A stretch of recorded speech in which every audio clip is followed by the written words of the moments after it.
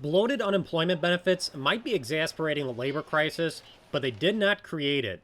HR managers have struggled for the past couple of years to find workers who actually want to work. Our human resource manager will come in my office in the morning and say, okay, good news, I have 7 people starting this morning. 7 people responded to an ad that we have in Facebook or whatever, responded to our ad.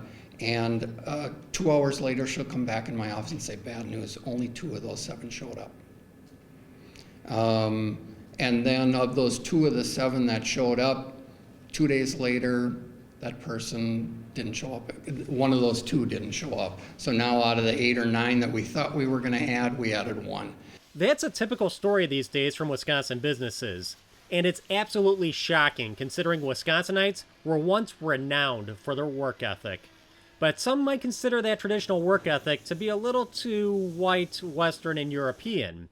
Schools throughout the state are trying to systematically eliminate so-called racist concepts like time management and schedules from education. Here's a professional development session Madison teachers attended a few months ago. So I think that's a big piece about white supremacist teaching is that we are so on the clock. Right? We have to, it's time for this, it's time for that. A way that racism kind of sneaks in at the high school level I've seen is in the adultification of like young people. The only way to undo racism is to consistently identify and describe it and then dismantle it, right? These ideas are not translating well to the working world. Since the beginning of the year, we have brought in 97 people, and of those 97 people, 9 proved to be employable. We had a Saturday special event a couple weeks ago, and we had 100 people sign up for it, and I think 7 actually ended up showing up. And diversity and inclusion have seemingly become moot points for HR departments. Professionals say there is no room for any kind of prejudice in today's labor market.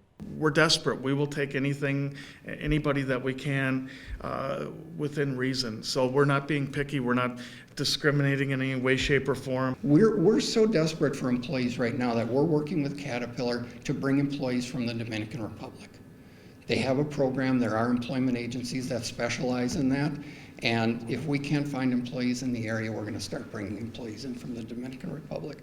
Ultimately, this is having a devastating impact on supply chains throughout the country. It's going to affect everybody because, again, that supply chain, if we can't make product, we want to be able to go to the store and find food, and that's going to come back if we don't get people out to work. And that just might become the ultimate incentive for people to get serious about doing an honest day's work.